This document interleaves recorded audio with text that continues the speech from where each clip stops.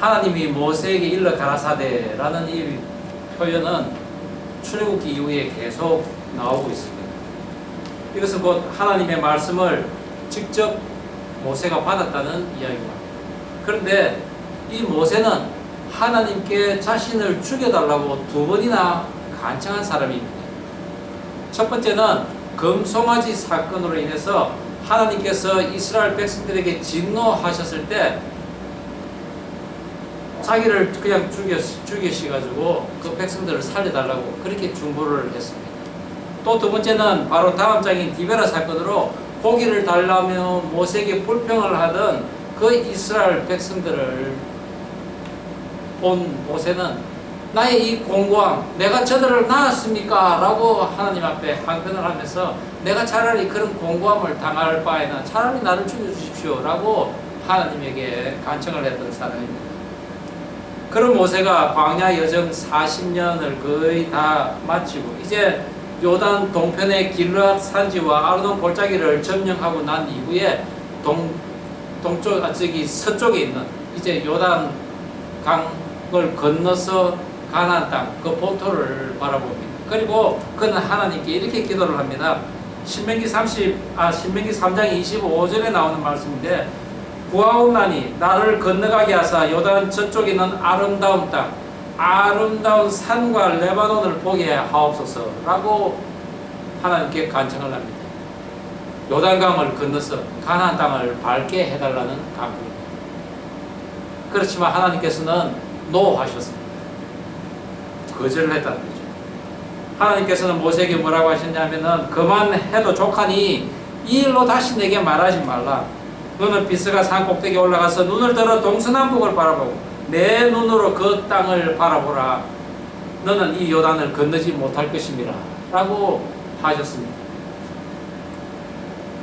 모세가 왜 그 요단강을 건너지 못했을까요? 그 이유는 바로 광야에서 물이 없어서 불평하는 백성들에게 하나님께서는 너는 그 반석에게 명하여 물을 내게 하라 라고 명령을 내리는데 모세가 어떻게 했습니까? 아론과 함께 가서 이 패역한 백성들아 내가 너희에게 물을 내게 하랴 하면서 지팡이로 그 반석을 2번이나 딱딱 쳤습니다. 거기에는 하나님은 안 계시고 모세만 있었던 것입니다. 그것을 하나님께서는 너무나 모세에게 실망을 하고 또한 그에게 진노를 하신 이유입니다. 그렇지만 모세오경 마지막 책인 그 신명기 서두에서 모세 자신과 이스라엘 백성들의 그 광야 40년을 돌아보고 또한 자신의 그 실패를 간증하면서 이제 너희들은 하나님을 찬양하고 너희를 이까지 인도하신 그 여호와의 그 위대하심을 너희들은 더 높이라고 합니다. 그리고 너희들은 어떠한 전쟁도 두려워하지 말고 이 가나안 땅을 반드시 정복하라는 당부를 하게 됩니다. 모세가 누구입니까? 최강대국인 애굽에서 왕가의 법도와 또한 유모인 그 어머니로부터 히브리 교육을 40년 동안 받은 사람입니다. 그리고 거기다 더하여 하나님의 교육을 미디안의 광야에서 또한 40년을 받은 사람입니다. 그는 하나님의 그 백성들, 이스라엘 백성들로부터 존경을 받았는데 그 이유가 바로 하나님의 나라의 그 일을 알게 하는 그런 임무를 수행했기 때문이죠. 그럼에도 불구하고 그는 가나안 땅으로 들어가게 해달라는 그의 간구에 응답을 받지 못했습니다. 그는 이스라엘 백성들의 광야 여정을 이끄는 임무가 끝나자 마치 실패한 자와 같은 모습으로 조용히 역사의 뒤안길로 물러난 것입니다. 출애굽기부터 하나님께서 모세에게 일러 가라사대라고 한 표현은 하나님께서 모세를 사용했지만은 결국은 그 말씀을 전달받는 이스라엘 백성에게 포커스를 맞춰야 하는 것입니다. 하나님의 그 백성으로 거듭나기 위한 싸움, 그것은 한 개인의 모세의 한 개인의 싸움, 그 개인전이 아니라 단체전이라는 것입니다.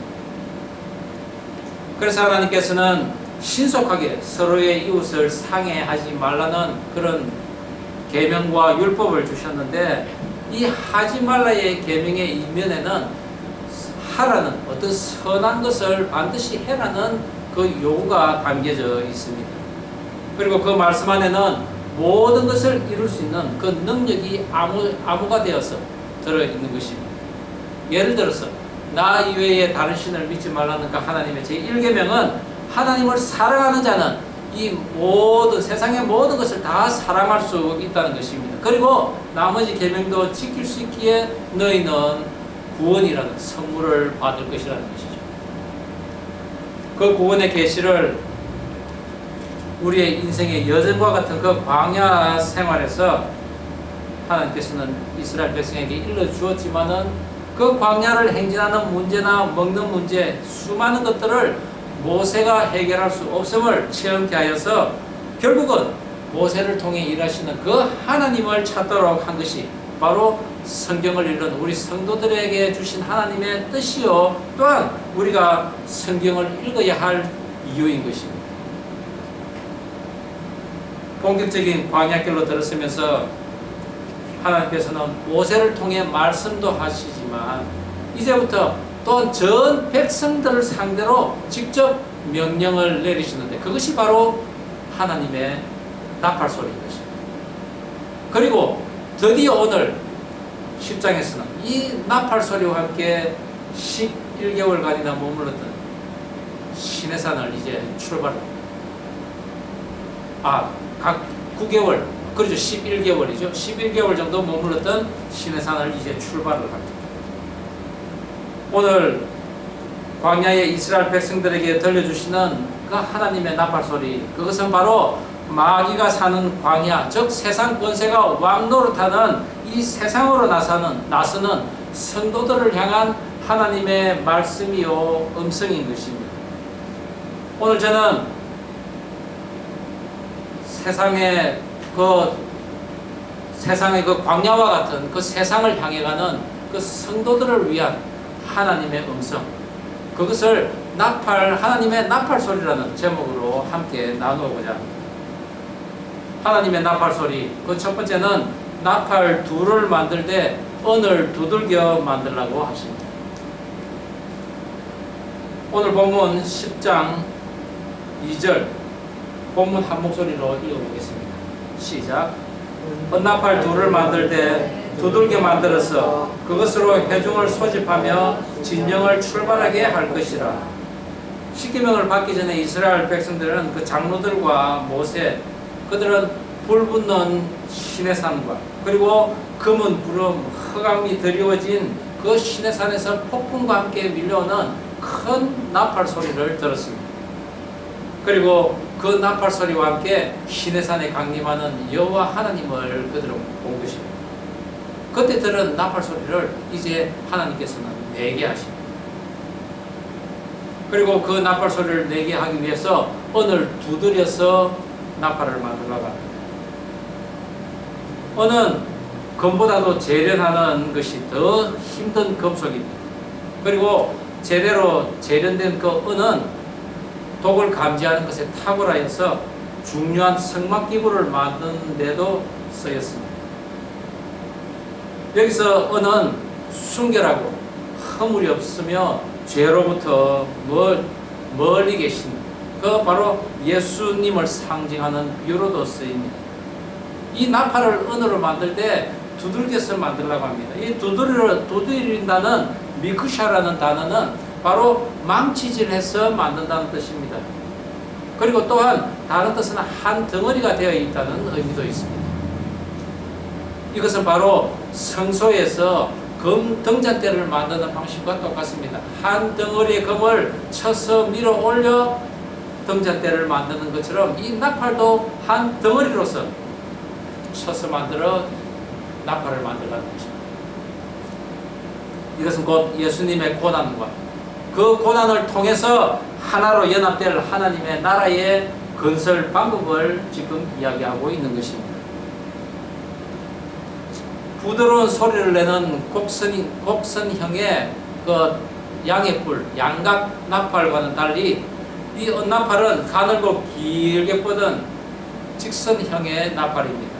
그런데 소리 또한 날카롭고 째지는 소리가 들립니다. 이렇게 만들어진 나팔 두 개를 불면은 온 회중이 회막에 나오고 하나만 불 때는 족장들이 하나님 앞으로 나오도록 하나님께서는 명령하십니다. 또한 부는 방법에 따라 또 다릅니다. 울려 크게 불면은 모든 백성들이 이제 행진하는 때라고 하나님께서는 말씀하십니다. 이 울려 불다는 테루아라는 단어는 귀가 먹다, 또 그리고 알람이라는 경고음이라고 할 수가 있습니다. 우리가 앰뷸런스 소리 여러분들 많이 듣고 있을 것입니다. 마치 그런 소리와 같은 긴박성을 알리는 소리라는 것이죠.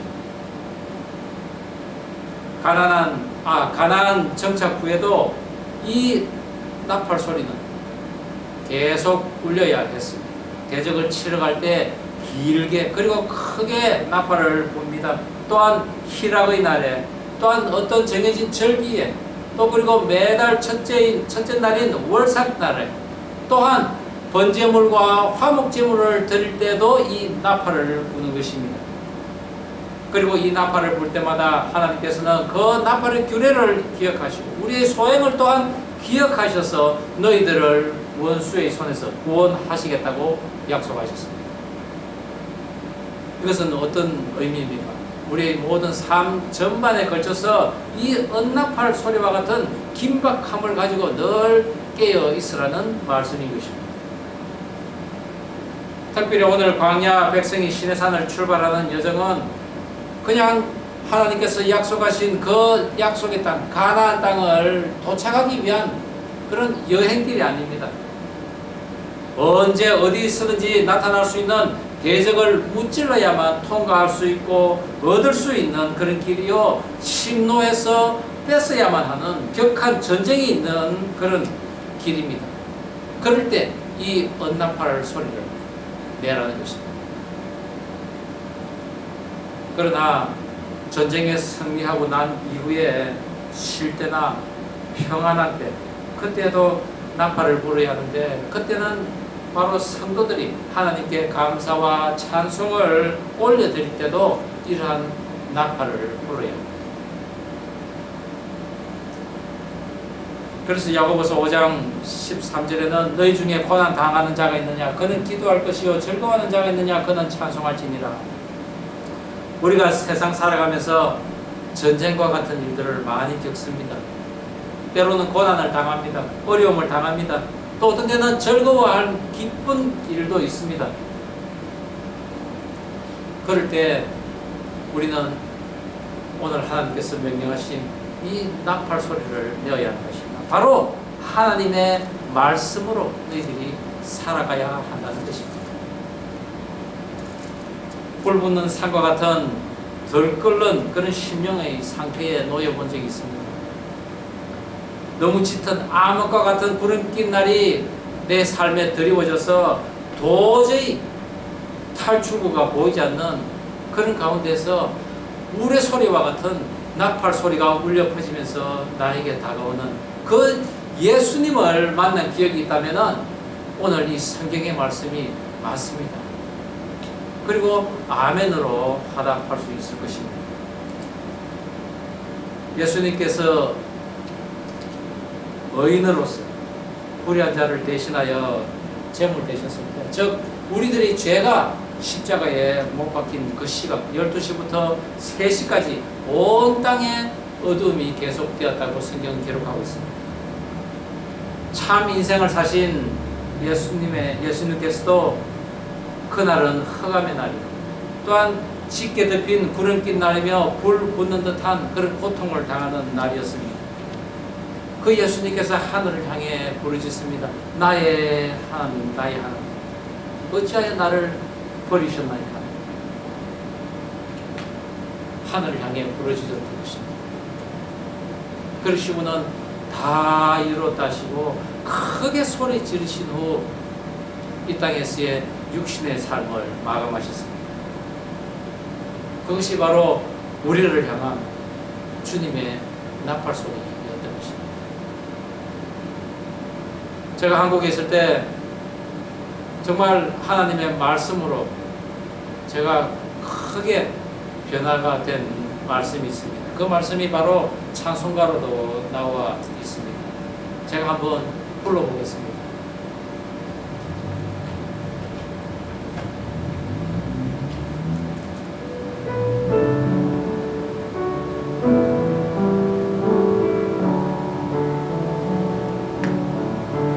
내가 그리스도와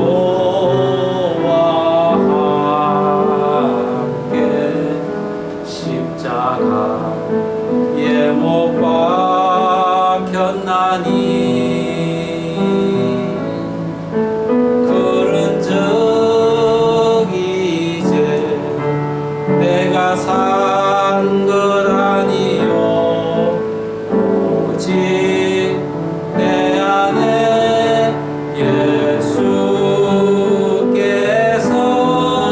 사신 것이라.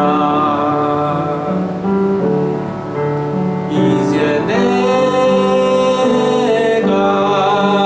육체 가운데 사는 것은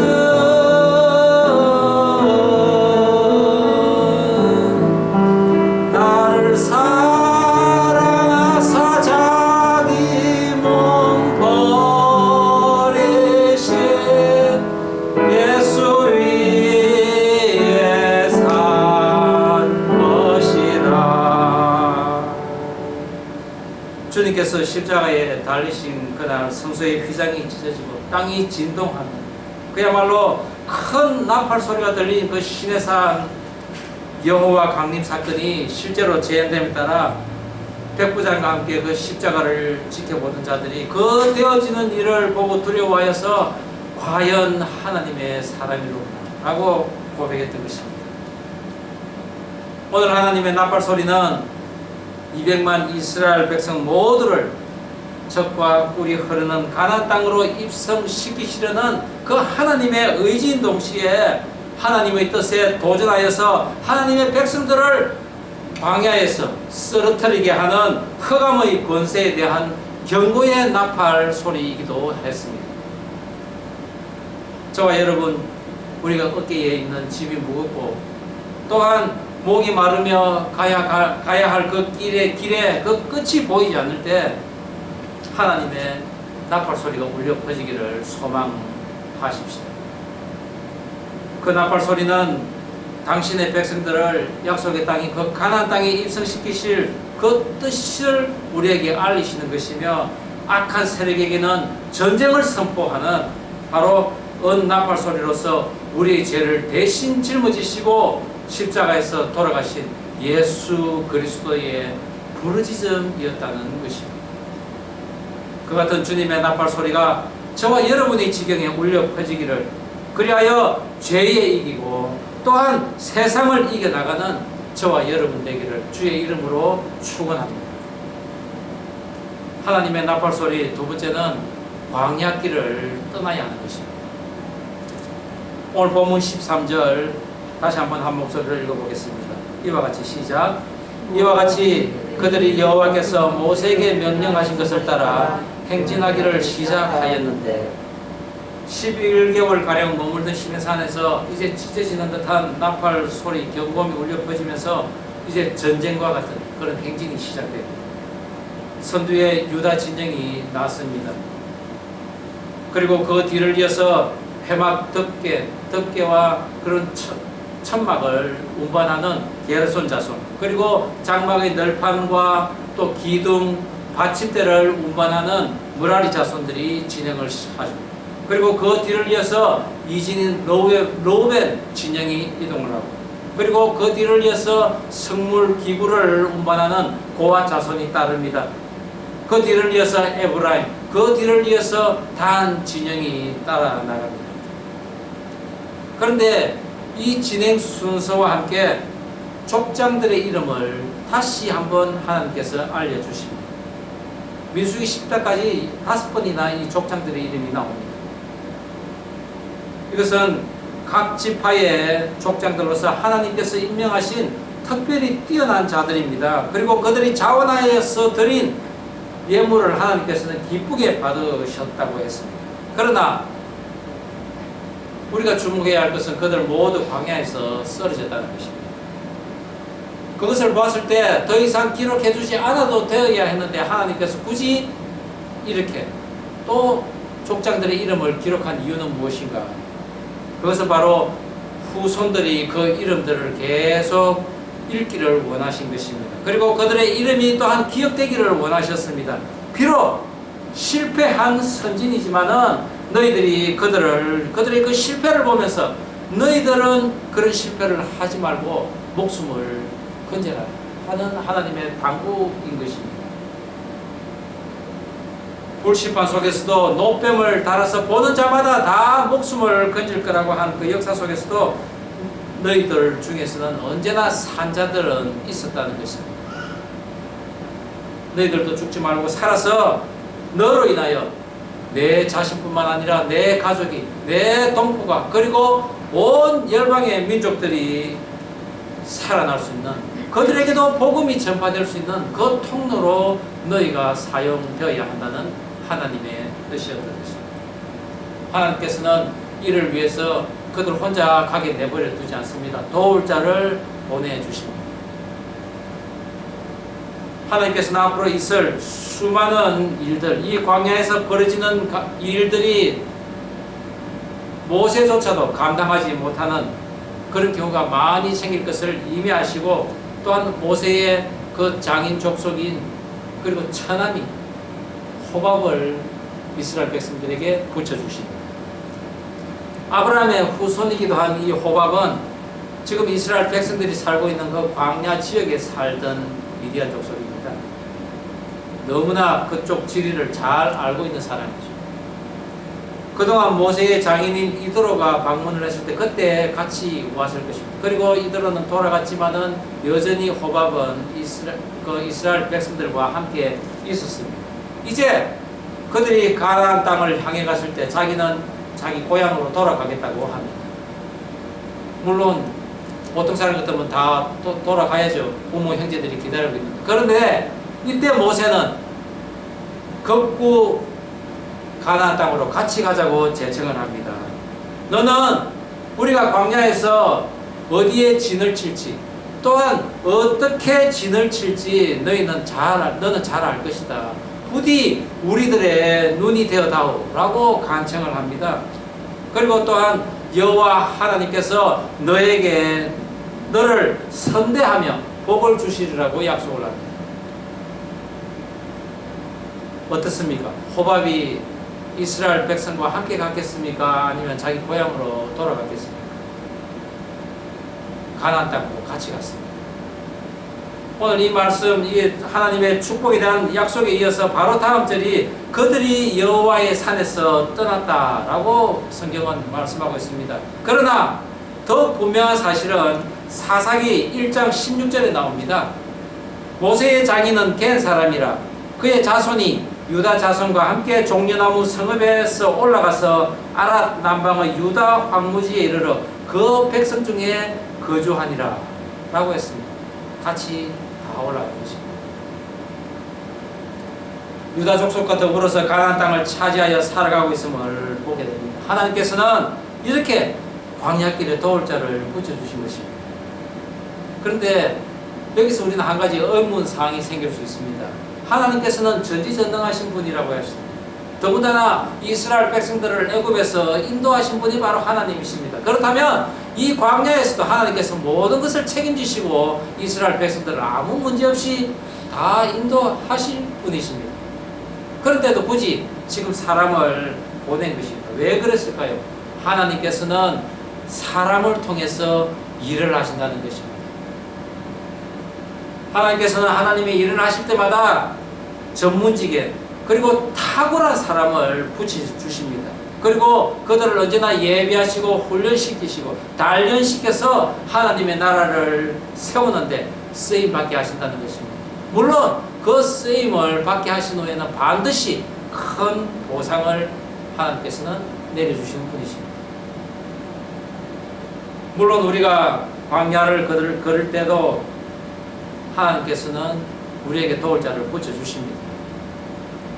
그렇지만 오늘의 이 말씀을 다시 한번 깊게 생각해 보면은 우리 자신이 도움을 받기도 하겠지만은 우리 자신이 스스로 도울 자가 되어서 남들을 돕는 역할을 또한 감당할 수 있어야 된다는 것입니다. 그래서 우리가 지금 힘들고 또 어려운 삶을 살고 있습니다. 때로는 고난도 있습니다. 그러나 그것을 모두 이겨내고 또한 하나님 주시는 그 뜻을 반드시 성취하는 가운데 우리의 섬김은 점점 탁월해지고 또한 귀하게 쓰임받으며 하나님께 영광 돌리는 그런 삶을 우리는 살 수 있다는 것입니다. 그것을 위해서 하나님께서는 우리를 훈련시키시고 단련시킨다는 것을 명심하시기 바랍니다.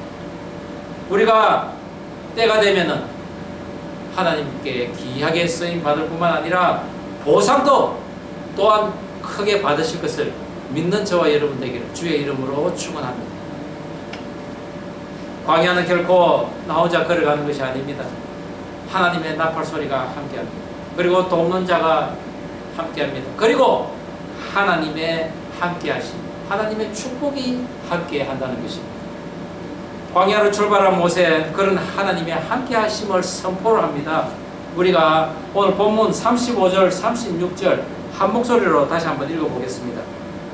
괴가 떠날 때 시작.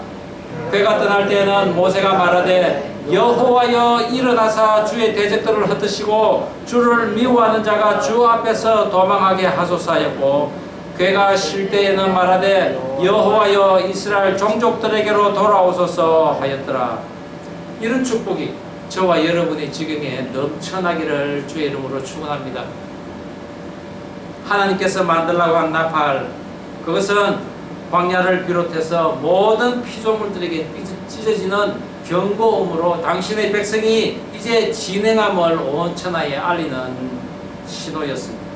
또한 그 경고음과 함께 질서정연하게 하나님의 그 백성이 이동하고 광야길에는 리더뿐 아니라 전문인들까지 세워서 모든 문제가 해결됨과 동시에 또한 모세의 기도가 계속되고 있는 것을 우리는 볼 수 있습니다.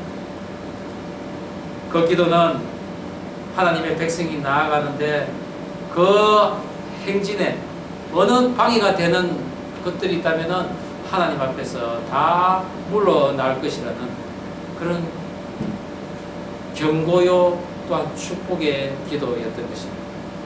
그런데 모세는 어떤 적들이 앞에 있더라도 그들을 죽이시고 라고 그런 기도가 아니라 그들을 물러가게 도망가게 하소서라고 기도를 합니다. 하나님의 마음에 쏙 드는 기도 아니겠습니까?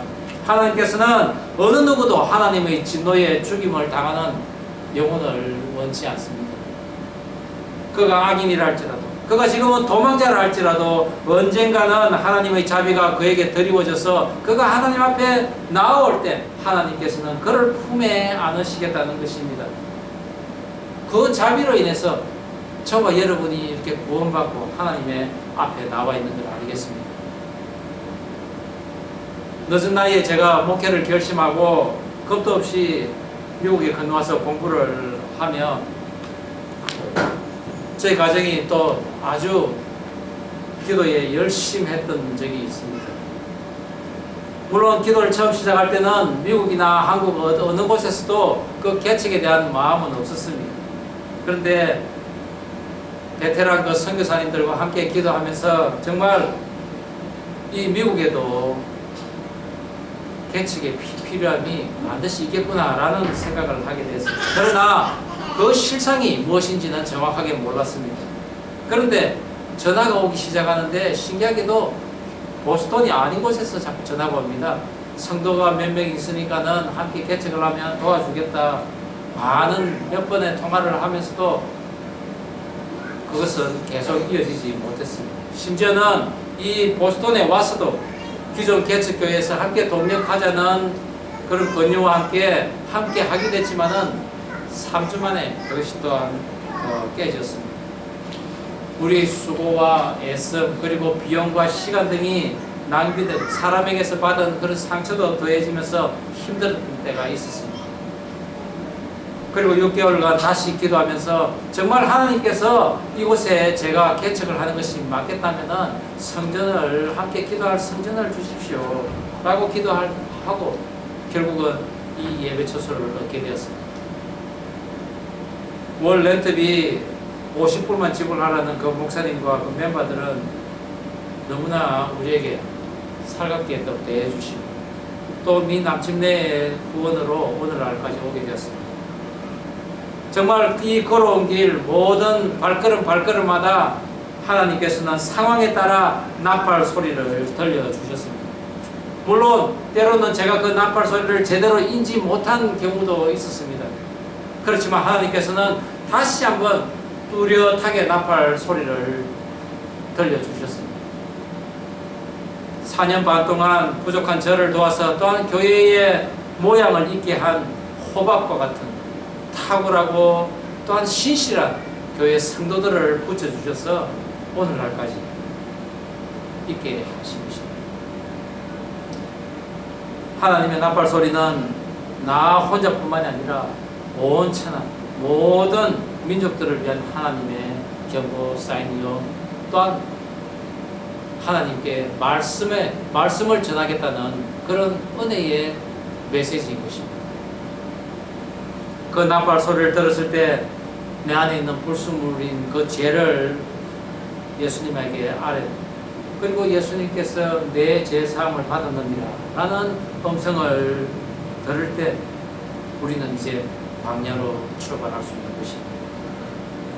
그리고 질서정연하게 리더를 따라서 또한 도울 자와 함께 하나님의 축복과 함께 그 광야를 우리는 걸어갈 수 있어야 합니다. 여러분에게는 하나님의 나팔 소리가 들리십니까? 그렇다면은 거친 광야를 하나님의 도우심과 하나님의 축복 가운데서 그 광야를 걸어갈 수 있습니다. 거기서 그 광야에서 넘어지는 것이 아니라 여호수아와 갈렙과 같이 마침내 광야를 완전히 건널 수 있는 그 순례를 완성할 수 있는 저와 여러분이 된다는 것입니다. 그런 은혜와 축복 가운데서 살아가는 우리 지구촌 방주교회 성도 모두가 되기를 주의 이름으로 축원합니다. 기도하시겠습니다. 우리 함께 기도했으면 좋겠습니다. 하나님, 우리의 심령에 나팔 소리가 울려 퍼지게 하여 주옵소서. 우리가 힘들 때가 있습니다. 어려울 때가 있습니다. 외로울 때가 있습니다. 아니, 기쁠 때가 있습니다. 승리할 때가 있습니다. 그래 할 때 우리가 하나님의 나팔 소리를 크게 울리게 하여 주시옵소서. 이 광야길 나 혼자 걸어가는 것이 아니라 늘 도울 자를 붙여주심을 믿고 가게 하옵소서. 그러나 무엇보다도 앞서가시는 하나님을 믿고 살아가게 하여 주옵소서. 나의 인생에 언제나 축복을 예비하신 그 하나님이 나의 대장 되시며 그분이 나를 광야의 인도자가 될 수 있습니다. 늘 믿고 살아가게 하옵소서 하고 우리가 기도하면 좋겠습니다. 우리 통성으로 기도하겠습니다. 하나님 아버지 주님 감사드립니다. 우리 심령에서 하나님의 나팔 소리가 울려 퍼지게 하여 주시옵소서. 광야와 같은 세상 살아가면서 늘 우리는 힘들어하고 괴로워하고 또한 외로워할 때가 있습니다. 그렇지만 하나님의 그 나팔 소리가 울려 퍼지는 가운데 우리는 힘찬 발걸음으로 나아갈 것입니다. 그 나팔 소리와 함께 우리는 전쟁에서 승리하며 적들을 물리칠 것입니다. 내 앞에 놓인 그 죄들을 이겨나갈 수 있을 것입니다. 또한 우리가 승리에 도취한 것이 아니라 평안히 쉴 때도 하나님께 제사를 드릴 때도 우리가 그 나팔을 불면서 하나님의 임재하심을 늘 기억하며 살아갈 수 있도록 도와주시옵소서. 하나님 아버지 주신 말씀 가슴에 담습니다. 하나님의 나팔 소리가 우리 심령에 울려 퍼지게 하옵소서. 광야와 같은 세상 살아가면서 힘들거나 어렵거나 외로울 때 그 나팔 소리에 힘입어서 언제나 이겨나갈 수 있는 승리할 수 있는 우리들의 모습이 있게 하여 주시옵소서. 늘 광야길에 도울 자를 보내주시고 아니 나 자신 오히려 도울 자가 되어서 병들고 약한 자들 돌아보며 함께 광야를 건너가게 하여 주시옵소서. 언제나 앞서가시는 하나님, 우리의 대장 되시는 그 하나님을 의뢰하며 살아갈 수 있도록 도와 주옵소서. 감사드리오며 예수님 이름으로 기도드립니다. 아멘.